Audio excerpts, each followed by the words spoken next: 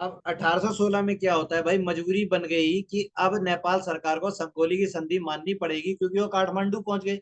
अब 1815 में संगोली की संधि ये बताती है कि काली नदी से अलकनंदा के पूर्वी तट का भाग, ठीक है, पूरी तरह से ईस्ट इंडिया कंपनी के अधीन हो गया, मतलब कुमाऊं का क्षेत्र। ठीक है। अच्छा, गढ़वाल का पश्चिमी भाग जो टिहरी था, टिहरी जो थे पंवार वंश के अधिपत्य में आ गया, यानी सुदर्शन शाह। अब जो सुदर्शन शाह थे उसका काम पूरा हो गया। सुदर्शन शाह जो थे उन्होंने अपना काम अब पूरा कर लिया कि भाई अंग्रेजों की भागीदारी करके क्या काम कर दिया।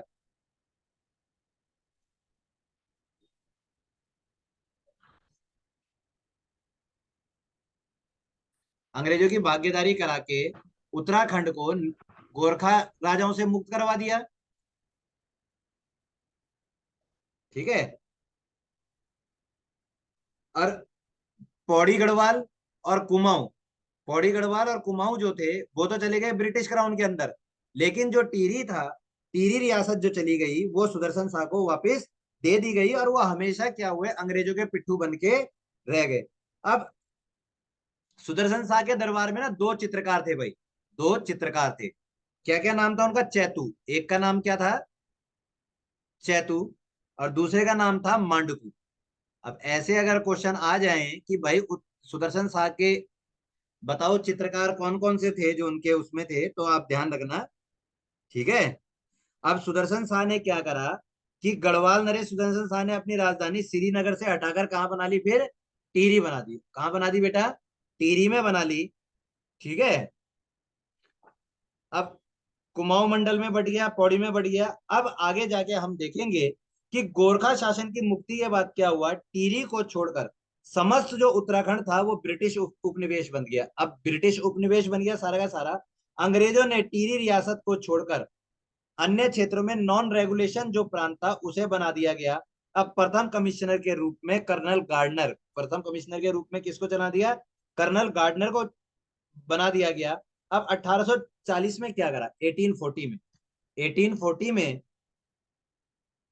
अब आपको पता चलेगा पौड़ी का। 1840 में ब्रिटिशों ने राजधानी को श्रीनगर से पौड़ी स्थापित कर दिया, यानी श्रीनगर से कहाँ कर दिया? पौड़ी कर दिया। श्रीनगर से क्या कर दिया? पौड़ी। जब भी ऐसा होता है कि सबसे पुराना डिस्ट्रिक्ट कौन सा है तो पौड़ी बना था ना, पौड़ी स्थानांतरित कर दिया।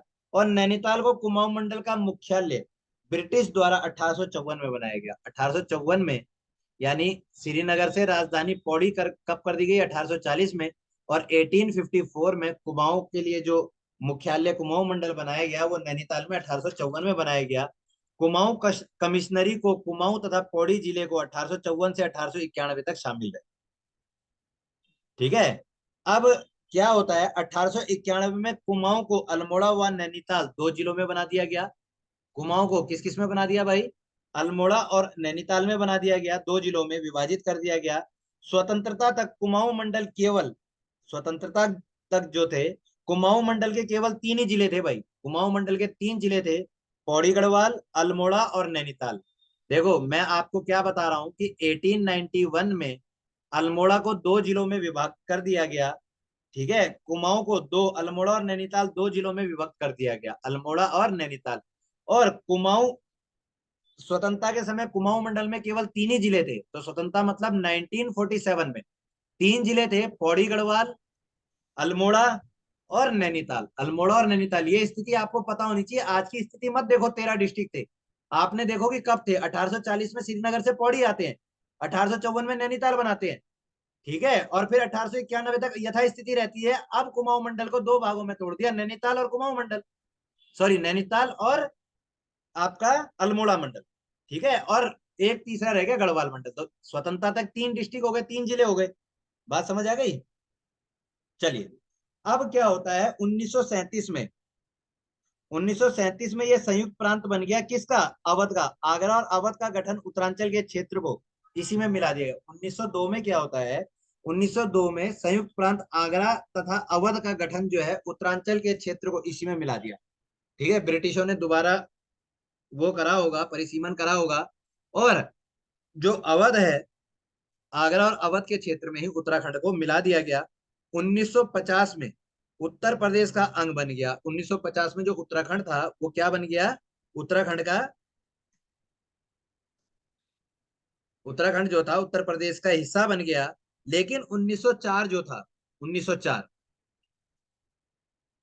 1904 का एक नैनीताल गजेटियर है, 1904 का एक नैनीताल गजेटियर है, जिसमें उत्तराखंड को, यानी इस प्रदेश को हिल स्टेट का नाम दिया गया। क्या दिया, हिल स्टेट का। तो ये पूछ ले आपसे हिल स्टेट का नाम किसमें दिया गया है, तो 1904 का नैनीताल गजेटियर है जिसमें इसको हिल स्टेट का नाम दिया गया।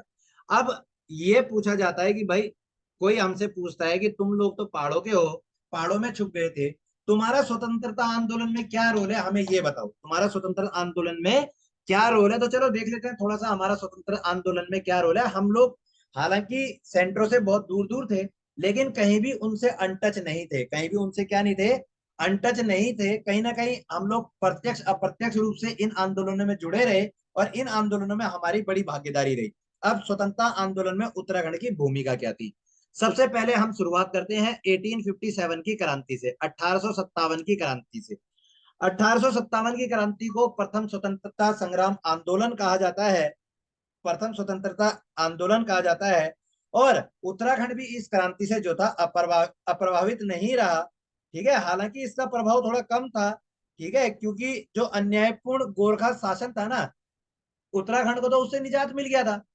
तो उत्तराखंड थोड़ा बहुत खुश था अंग्रेजी शासन से, क्योंकि वो थोड़ा बहुत डेवलपमेंट का काम कुम ये भी चलता रहता था, इसलिए। तो कुमाऊं के कमिश्नर जो थे रैमजे ने कुशलता पूर्वक अपना प्रभाव जमा लिया था कुमाऊं में, तथा उनके अंग्रेजी शासन को उत्तराखंड वासियों का शुभचिंतक कानून, शुभचिंतक शासन कहा जाता था। लेकिन जो कालू सिंह मेहरा थे, एक व्यक्ति थे कालू सिंह मेहरा, इसके संदर्भ में क्वेश्चन आ सकता है आप लोगों से। ठीक है, कालू सिंह मेहरा,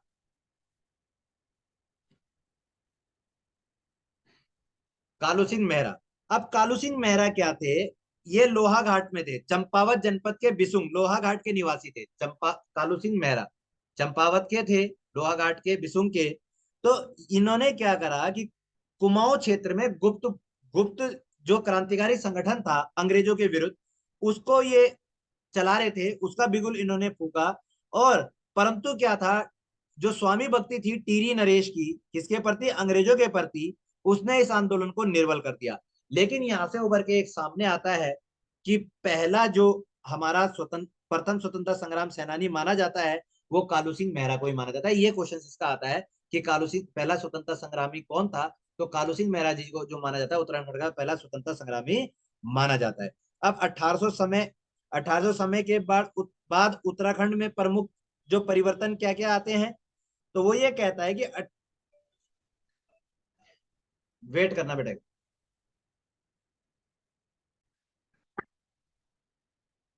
अब 1857 के बाद की जो स्थिति रही, वो स्थिति किस प्रकार थी भाई, 1857 की क्रांति हो जाती है। राज्य में क्या है, आर्य समाज जो था, आर्य समाज के जो संगठन थे, अब ये ना चेतना का प्रचार प्रसार करने लग गए। कुमाऊं क्षेत्र में अब राजनीतिक चेतना का प्रसार होने लग गया।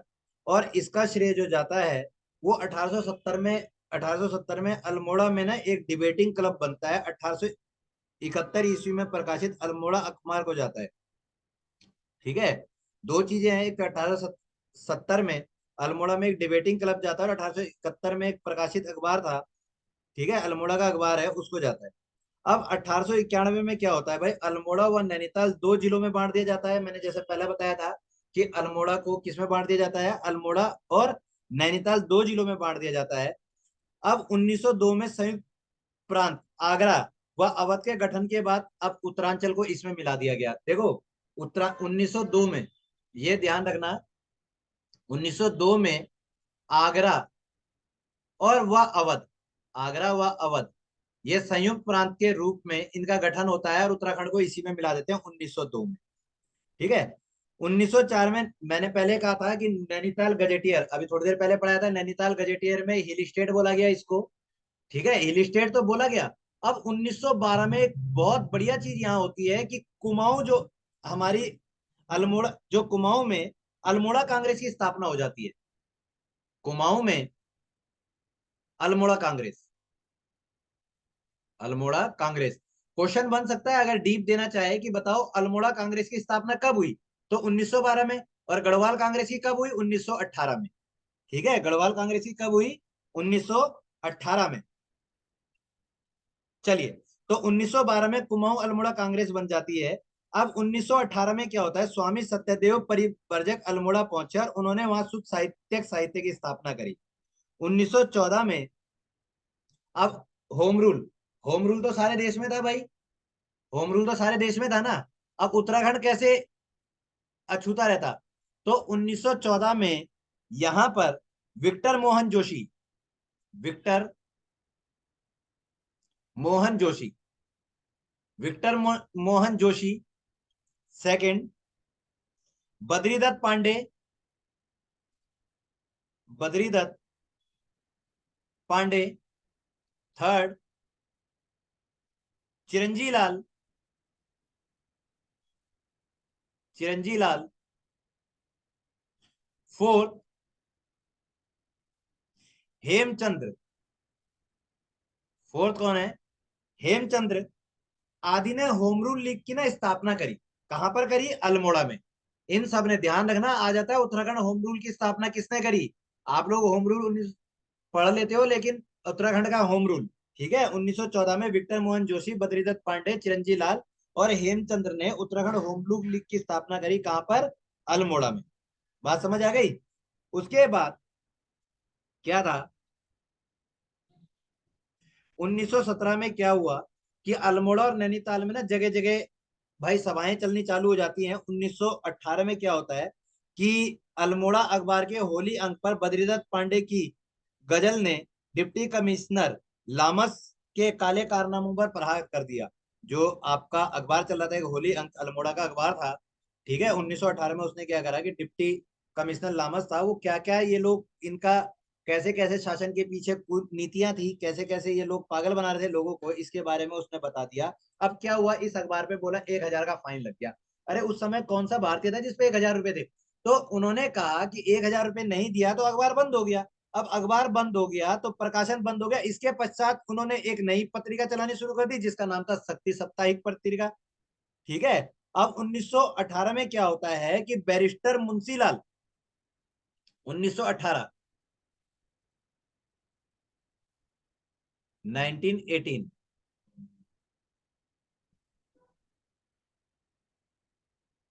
बैरिस्टर मुकुंदीलाल, बैरिस्टर मुकुंदीलाल और अनसुईया प्रसाद, और अनुसुईया प्रसाद, ठीक है, बैरिस्टर मुकुंदीलाल और अनसुईया प्रसाद थे, दो जने। ठीक है। इन्हें अनेक प्रयासों के पश्चात गढ़वाल कांग्रेस की स्थापना कर दी। गढ़वाल कांग्रेस की क्या कर दी? स्थापना कर दी। और जो सबसे इंपॉर्टेंट है भाई, ये बताओ कि उत्तराखंड में कौन से अधिवेशन की जो अध्यक्षता थी जवाहरलाल नेहरू ने करी थी? तो 1920 में। ठीक है, 19 इसके बीच क्या हुआ, कांग्रेस अधिवेशन में भाग लिया नेताओं ने। और 1920 में देहरादून में आयोजित एक राजनीतिक सम्मेलन था, ठीक है, जिसकी अध्यक्षता पंडित जवाहरलाल नेहरू ने करी थी। पंडित जवाहरलाल नेहरू ने करी थी। ठीक है, पंडित जवाहरलाल नेहरू ने अध्यक्षता करी थी। एक राजनीतिक सभा 1920 में देहरादून में हुई थी। अब क्या होता है, 14 जून से लेकर 2 जुलाई, 14 जून, 14 जून से लेकर 2 जुलाई 1929, यहाँ गांधी और नेहरू जो थे कुमाऊं क्षेत्र में हल्द्वानी, भवानी, ताड़ी खेत, अल्मोड़ा, बागेश्वर, कोशानी आदि स्थानों पर सभाएं करी। किस किस ने? गांधी जी ने करी। और अब देखो गांधी जी का भी आगमन हो गया है। कौन कहता है इतिहास से अछूता था उत्तराखंड? ठीक है। अब 1929 में गांधी जी और नेहरू जी यहाँ आते हैं, घूमते हैं। कौन कौन से इलाकों में घूमते हैं? हल्द्वानी में, भवाली में, ताड़ी खेत में, अल्मोड़ा में, बागेश्वर, कोशानी, इन स्थानों पर सभाएं करी। और कोसानी जो जगह है, कोसानी में 12 दिन का प्रवास करा। किसने? गांधी जी ने। 12 दिन प्रवास, 12 दिन के दौरान गांधी जी ने अनासक्ति योग नामक गीता की भूमिका लिखी। अनासक्ति योग नामक एक गीता की भूमिका लिखी। और कोसानी को, इसी कोसानी को भारत का स्विट्जरलैंड किसने कहा? गांधी जी ने कहा। इसी कोसानी को भारत का स्विट्जरलैंड कहा गया। अब क्या होता है, 1930, 26 जनवरी 1930 को भाई पूरे देश में झंडा फहरा। तो गढ़वाल में भी कई सभाएं हुई और झंडा फहरा। कब? 26 जनवरी 1930, और यही कहा गया था ना जब 26 जनवरी को 1930 में झंडा फहराया गया था कि जब भी भारत का संविधान लागू होगा 26 जनवरी को होगा। तो भाई उत्तराखंड में भी बहुत जनसभाएं हुई और जगह जगह झंडे फहराए गए, केवल टिहरी रियासत को छोड़कर, टिहरी रियासत को छोड़कर। अब गांधी जी का जो सविनय अयोग्य आंदोलन है, सत्याग्रह आंदोलन है, वो भी आपका चलता है। कब चलता है भाई? 1930 में। 1930 में गांधी जी का दांडी मार्च चलता है ना 1930 में। उसमें 78 सत्याग्रही थे। कितने सत्याग्रही थे दांडी मार्च में? सत्याग्रही मोमेंटर जो थे वो कितने थे? 78 सत्याग्रही थे। उन 78 सत्याग्रहियों में तीन जो थे उत्तराखंड के थे। देखो कितनी बड़ी बात है कि उन 78 सत्याग्रहियों में तीन उत्तराखंड के थे। इनका नाम था ज्योतिराम कोंडपाल। ये नाम लिख लो, ठीक है? ये नाम इसलिए लिख लो कि अगर पूछ लिया कि भाई सत्याग्रही कौन कौन थे, तो आप बता तो दोगे कोंडपाल, ज्योतिराम कोंडपाल। दूसरा भैरव दत्त जोशी, भैरव दत्त जोशी। और तीसरा गोरखा वीर सड़क खड़क बहादुर, गोरखा वीर खड़क बहादुर, गोरखा वीर खड़क बहादुर। ब्रिटिश गढ़वाल का जो पहला राजनीतिक सम्मेलन था, ब्रिटिश गढ़वाल का जो पहला राजनीतिक सम्मेलन था 1930 में, वो कहाँ हुआ? दुगड्डा में। वो कहाँ हुआ बेटा? दुगड्डा में। 1930 में दुगड्डा में हुआ। अच्छा, आजादी के ना बहुत आंदोलन चले। गढ़वाल के कोने कोने तक पहुंचने के लिए ऐतिहासिक नगरी जो दुगड्डा थी, वहां पर एक धनीराम मिश्र था, उनका राष्ट्रीय होटल था। धनीराम मिश्र नाम ध्यान रख लेना। दुगड्डा में धनीराम होटल, धनीराम मिश्र जी थे, उनका एक होटल था। और वहीं से ना सारी की सारी प्लानिंग चला करती थी। जो लोग पौड़ी के होंगे, जो सतपुली इधर की तरफ के रहते होंगे, तो वो रास्ते में उनका दुगड्डा पड़ता है, ठीक है? दुगड्डा के होते हुए वो जाते हैं पौड़ी गढ़वाल। कोटद्वार के बाद पड़ता है यार, गुमखाल से पहले पड़ता है ये जगह। तो इसमें क्या है कि दुगड्डा जो है, दुगड्डा में एक धनीराम मिश्र का होटल था, राष्ट्रीय होटल था।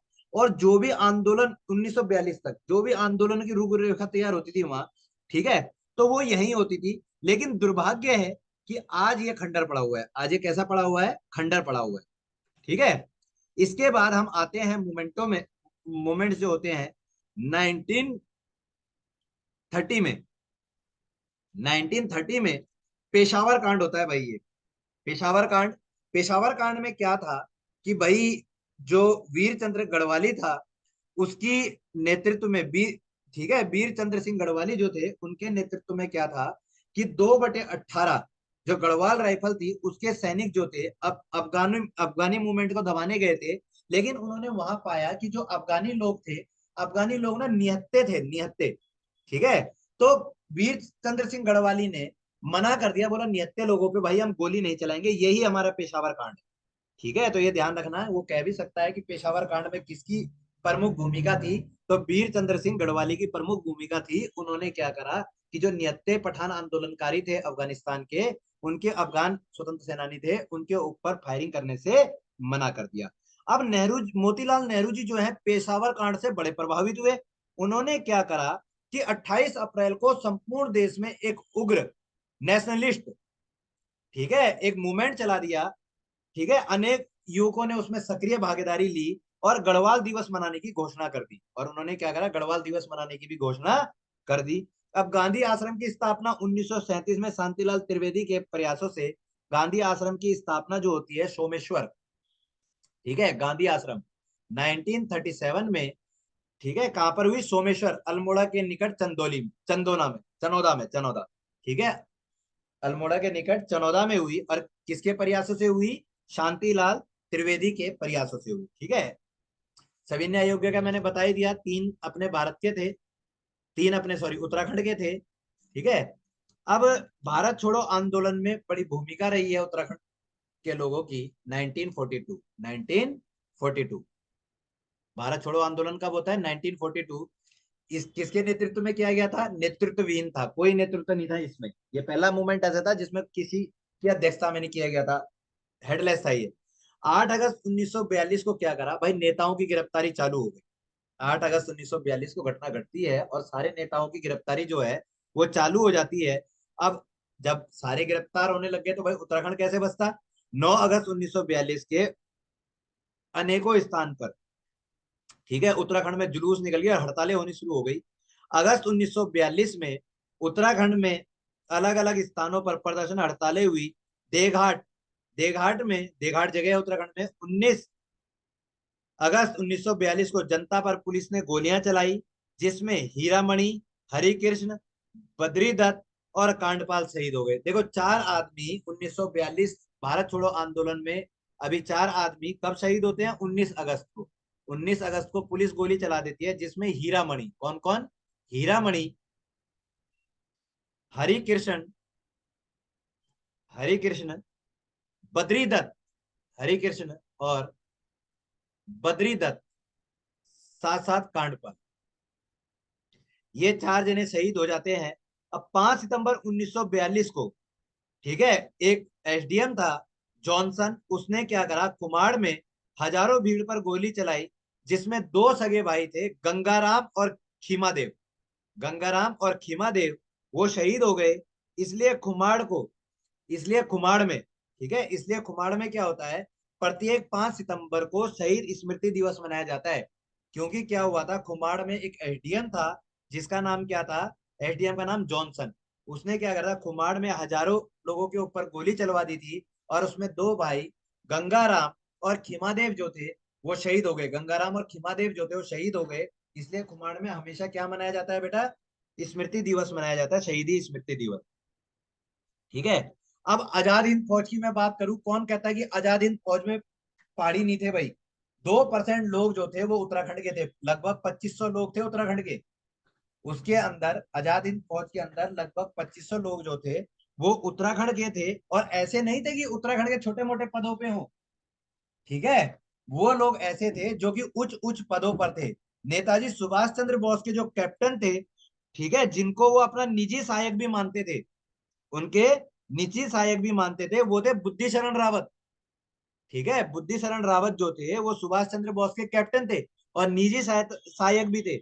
और साथ साथ में एक पितृ शरण रतूड़ी जी थे, उनको कर्नल का पद दिया गया था। पितृ शरण जो रतूड़ी जी थे उनको कर्नल का पद दिया गया था। उसके अलावा सुभाष रेजिमेंट की प्रथम बटालियन का कमांडर और सूबेदार लेफ्टिनेंट चंद्र सिंह नेगी को नियुक्त किया था। देखो, उनकी जो प्रथम बटालियन थी और उसका कमांडर और सूबेदार कौन था, चंद्र सिंह नेगी। अब 3 पद तो यही आपने देखा कि बुद्धि शरण रावत जी पर्सनल सलाहकार, कैप्टन, पित्तचरण रतुड़ी जी उनको कर्नल बनाया गया, ठीक है, सूबेदार लेफ्टिनेंट चंद्र सिंह नेगी जो प्रथम बटालियन का क्या था, कमांडर और सूबेदार था। कुछ समय के पश्चात सिंगापुर के ऑफिसर ट्रेनिंग स्कूल का कमांडर नियुक्त करा गया था इन्हीं को, चंद्र सिंह नेगी जी को। गढ़वाली बटालियन, ठीक है, गढ़वाली जो बटालियन थी यानी नेताजी की अंगरक्षक बटालियन थी Garhwali battalion, commander major Dev Singh Danu थे। कमांडर मेजर देव सिंह दानू थे। तो आप देखोगे चाहे वो बुद्धि शरण रावत जी रहे हो, रतुड़ी जी रहे हो, या चंद्र सिंह नेगी जी रहे हो, या मेजर देव सिंह दानू जी रहे हो, ये एक आसीन पदों पे कार्यरत थे ये व्यक्ति। और 2500 के लगभग लोग थे जो कि आजाद हिंद फौज में थे। अब ऐसा नहीं है कि जब इन लोगों की इतनी भूमिका रही है तो इन भूमिकाओं से कि महिलाओं की भूमिका को अनदेखा कर दिया जाता। महिलाओं की जो भूमिका थी वो भी स्वतंत्रता आंदोलन में बहुत ज्यादा रही है। उत्तराखंड की महिलाएं भी सक्रिय रूप से इसमें जुड़ी हुई थी। उत्तराखंड की जो महिलाएं हैं वो भी सक्रिय रूप से इसमें जुड़ी हुई थी। इस दौरान कुंती वर्मा हो गई, ठीक है, पद्मा जोशी हो गई, कुंता देवी रावत हो गई, दुर्गावती पंत हो गई, भागीरथी देवी वर्मा, तुलसी देवी रावत, भिवेड़ी देवी, भक्ति देवी, भागुली देवी, जानकी देवी, मंगला देवी, रेवती देवी और शंकुत्ता देवी, ऐसी महिलाएं जो थी ये स्वतंत्रता आंदोलन में बहुत इनकी भागीदारी रही है। अब नमक सत्याग्रह जिस समय होता है उस समय क्या करा, नैनीताल में बिमला बिमला हो गई, जानकी हो गई, भागीरथी हो गई, शकुंतला हो गई, सावित्री तथा पद्मा जोशी आदि महिला विशेष रूप से सक्रिय थी। और नमक सत्याग्रह के समय तो ऐसी स्थिति आ गई कि अल्मोड़ा के जो नगर पालिका भवन था उसमें विष्णु देवी शाह के नेतृत्व में कुंती वर्मा, जीवंती, मंगला और रेवती आदि महिलाओं ने तिरंगा फहरा दिया। कहां पर, अल्मोड़ा की नगर पालिका भवन में, ठीक है। अब स्वतंत्रता आंदोलन में महिलाओं की बढ़ती हुई भूमिका को देखा गया। फरवरी 1932 में राज्य की 8 महिलाओं को फतेहगढ़ जेल और पद्मा जोशी को लखनऊ की जेल में डाला गया। देखो 8 महिलाएं जो उत्तराखंड की थी, जिनमें से 1932 में 8 महिलाओं को तो फतेहगढ़ जेल में डाला गया, और एक पद्मा जोशी जी थी जिनको लखनऊ की जेल में डाला गया। कुंती वर्मा को जिंदा या मुर्दा पकड़ के लाने की, अरेस्ट करने के लिए आदेश जारी कर दिए गए। तो भारतीय छोड़ो आंदोलन के दौरान जो थी, मालती देवी के नेतृत्व में देश सेवक संगठन, एक देश सेवक संगठन बना, किसकी किसकी अध्यक्षता में? मालती देवी, मालती देवी के संगठन में। ठीक है। अब इनसे, इस संगठन से संबंध जो रखती थी वो विद्या देवी, कुंती देवी, सरस्वती, भागीरथी आदि महिलाएं थी, जिन्होंने रेलवे की संपत्ति को बहुत नुकसान पहुंचाया भाई। ठीक है। इन महिलाओं को 15-15 साल की जेल सुनाई गई। तो कौन कहता है उत्तराखंड की महिलाएं जो थी वो स्वतंत्रता आंदोलन में पीछे थी? ठीक है। उन्होंने भी बहुत बढ़ चढ़कर भाग लिया था, नहीं तो 8 महिलाएं जो थी उनको ऐसे फतेहगढ़ जेल में ना डाला जाता, पद्मा जोशी जी को लखनऊ की जेल में, और कुंती वर्मा के लिए जिंदा या मुर्दा पकड़ने के आदेश नहीं दिए जाते। ठीक है। इनको 15-15 साल की जेल हुई थी। फिर 1941 में गांधी जी ने क्या करा, उनकी एक शिष्या थी सरला बहन। सरला बहन जो थी एक विदेशी महिला थी, इंग्लैंड की थी, और उनका जो नाम था हाइलामन था। उनका जो नाम था हाइलामन था। उनको अल्मोड़ा भेजा, जो कि कहाँ पे आई, उन्होंने कोशानी में एक लक्ष्मी आश्रम की स्थापना करी, और इस आश्रम में कताई बुनाई का काम भी सिखाया। इस आश्रम में उन्होंने क्या करा, कताई बुनाई का काम सिखाया, और साथ साथ महिलाओं को स्वतंत्रता आंदोलन के लिए फिर से तैयार करने का कार्य करा। अब पिथौरागढ़ की जो तुलसी देवी थी, उसने सरला बहन से प्रेरणा ली, और कताई बुताई के केंद्र में ऊन उद्योग में सम्मति से माध्यम से महिलाओं को आत्मनिर्भर बनाया। वह कहती रह गई, रो नहीं आगे बढ़ो। मतलब उनका क्या नारा था? रो नहीं। तुलसी देवी ने नारा दिया, रो नहीं आगे बढ़ो, यानी लड़ो, संघर्ष करो। लक्ष्मी आश्रम से जुड़ी दो सगी बहनें कमला और बसंती, ठीक है, इन्होंने सर्वोदय के प्रचार प्रसार में बहुत भूमिका निभाई। गांधी जी की एक दूसरी विदेशी शिष्या जो थी मीरा बहन, जो कि ऋषिकेश में पशुलोक की स्थापना की और महिला जागृति में अपना पूर्ण योगदान दिया। अब जगह जगह आंदोलन हो रहे हैं, तो ऐसा नहीं है कि भाई क्या कहते हैं उत्तराखंड भी आंदोलन से अछूता रहता। लास्ट 2 टॉपिक रह गए, इसको खत्म करके आज का टॉपिक खत्म करेंगे। ठीक है, हिम्मत करो थोड़ी सी, पढ़ोगे जब भी बढ़ोगे। अब उत्तराखंड का जन आंदोलन, पहला जन आंदोलन उत्तराखंड का डोला पालकी आंदोलन, सुना होगा? डोला पालकी, नाम से ही पता चल रहा है, डोला पालकी आंदोलन। ये डोला पालकी आंदोलन ये था कि भाई ये मुख्यतः दलितों ने करा था। और ये दलितों ने किस लिए करा था? बोला भाई जिस प्रकार स्वर्णों की जो बारात जाती है डोला और पालकी में, इसी प्रकार हमारी भी जानी चाहिए। तो ये सामाजिक व्यवस्था को लेकर यह आंदोलन था, लेकिन काफी पॉपुलर हुआ। तो इसमें हम कहेंगे सामाजिक व्यवस्था के खिलाफ एक आंदोलन मुख्यतः दलित समाज के द्वारा उठाया गया था। हरि प्रसाद द्वारा 1911 में उत्तराखंड दलितों को शिल्पकार शब्द के रूप से, ध्यान रखना उत्तराखंड के जो दलित थे उनको शिल्पकार किसने कहा था? 1911 में हरि प्रसाद ने कहा, हरि प्रसाद ने कहा था। ठीक है। इस आंदोलन में क्या कहा गया कि जिस प्रकार से स्वर्ण लोग जाते हैं ना डॉलर में, इसी प्रकार से हमें भी वो दिया जाए।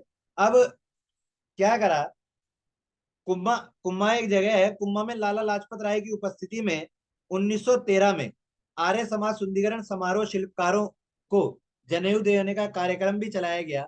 यानी बाद में तो आर्य समाजी लोग वगैरह ने भी खूब उत्थान के लिए यहाँ काम करे, सामाजिक आंदोलन के लिए काम करे। ठीक है, शिल्पकारों को अपना हक दिलाने के लिए काम करा। और यहाँ तक कि इस ये जो डोला पाल की आंदोलन 20 वर्ष तक चला। इस आंदोलन के नेतृत्वकर्ता जो थे दयानंद भारती थे। वे स्वामी दयानंद के समानता के संदेशों को जनमानस तक पहुंचाने के लिए संघर्ष किया उन्होंने। ठीक है। तो डोला पाल के आंदोलन ध्यान रखना बहुत इंपॉर्टेंट है। उसके बाद आता है कुली बेगार आंदोलन। सेकंड कौन सा आता है? कुली बेगार। कुली बेगार मतलब जबरदस्ती काम लेना, पैसे ना देना, कुली बेगार आंदोलन। अब कुली बेगार आंदोलन क्या था भाई? ये बड़ा प्रचलित था यहाँ उत्तराखंड में। लोगों से काम ले लिया करते थे और पैसे नहीं दिया करते थे। तो एक दिन क्या हुआ कि जनता कहती थी कि ये जो काम है ना, ये काम भाई हमारे सम्मान के विरुद्ध है। तो 14 जनवरी 1921 में क्या करा कि बागेश्वर में एक सरयू नदी है, सरयू नदी के किनारे एक उत्तरायणी मेले में बद्रीदत्त पांडे, उत्तरायणी का मेला होता है ना आप लोगों का, ठीक है, जनवरी के टाइम में होता है, जैसे नहान कहते हैं जिसको। ठीक है, उत्तरायणी के आजकल घाट घाटों में प्रोग्राम होते हैं। ठीक है, घाट घाटों पे सवेरे नहान करते हैं, मकर संक्रांति। ठीक है, तो 13-14 जनवरी 1921 में बागेश्वर के सरयू नदी पे चल रहा था भाई ये प्रोग्राम उत्तरायणी का। अब वहां पे क्या करते हैं, बद्रीदत्त पांडे होते हैं, हरगोविंद पंत होते हैं, चिरंजी लाल होते हैं। इनके नेतृत्व में आंदोलनकारियों ने कहा अब बेगार नहीं देंगे भाई हम। अब क्या नहीं देंगे, बेगार नहीं देंगे हम। ठीक है, अब बेगार देने के लिए मना कर दिया। अब बेगार देने के लिए मना करा, तो ये आंदोलन सबसे पहले कहां पर हुआ, ये खब्याड़ी अल्मोड़ा से प्रारंभ हुआ। खब्याड़ी अ- अल्मोड़ा से ये आरंभ होता है। ठीक है, अब इसमें क्या था, चनौदा में गांधी आश्रम की स्थापना भी होती है। अब गांधी जी भी ना इस आंदोलन से बहुत प्रभावित हुए थे भाई। ठीक है, गांधी जी भी इस आंदोलन से बहुत ज्यादा क्या हुए थे, प्रभावित हुए थे। अब टिहरी राज्य आंदोलन तीसरा कौन सा आता है, 1939 में टिहरी राज्य आंदोलन। टिहरी राज्य आंदोलन, अब यह है कि 1939 में देव सुमन, दौलत राम, नागेंद्र सकलानी और वीर चंद्र सिंह गढ़वाली ने के प्रयासों से टिहरी राज्य प्रजामंडल की स्थापना हुई। देव सुमन इस आंदोलन का नेतृत्व कर रहे थे, जिन्हें कुछ समय बाद जेल में डाल दिया गया। 1944 को 84 दिन की इन्होंने भूख हड़ताल करी। ठीक है, अब देव सुमन का नाम आपने सुना होगा, तो देव सुमन का आंदोलन किससे था, टिहरी राज्य के आंदोलन से। 84 दिन की हड़ताल के बाद इनकी मृत्यु हो गई। देव सुमन की मृत्यु के बाद आंदोलन का नेतृत्व दौलत राम ने करा, भालूराम नोटियाल ने, नागेंद्र सकलानी ने करा। 1948 में क्या हुआ, कीर्तिनगर आंदोलन में भालूराम और नागेंद्र जो है शहीद हो गए। अब इससे जनता आक्रोशित हो गई और जनता ने क्या करा, राजा मानवेंद्र शाह चल रहे थे, 1949 में विलीनीकरण प्रपत्र पर हस्ताक्षर करने पड़े, जब जनता आक्रोशित हो गई तो। ठीक है, और 1949 को टिहरी संयुक्त प्रांत का एक जिला बन गया। अब ये किसके, ठीक है, उसके बाद जो आंदोलन आता है वो आता है पृथक राज्य हेतु आंदोलन। पृथक राज्य यानी सेपरेट स्टेट। ठीक है, ये भी एक इंपॉर्टेंट है, सेपरेट स्टेट, पृथक राज्य। पृथक राज्य से रिलेट आंदोलन आता है,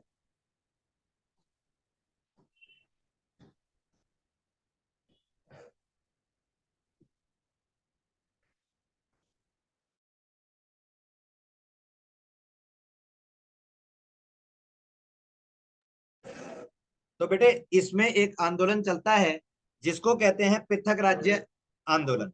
ठीक है, पृथक राज्य आंदोलन मतलब अलग स्टेट की। तो 1947 में 1937 में क्या हुआ कि उत्तराखंड एक संयुक्त प्रांत बना, और जनवरी 1950 में क्या हुआ, उत्तर प्रदेश का एक अंग बन गया। उत्तर प्रदेश का एक अंग बन गया।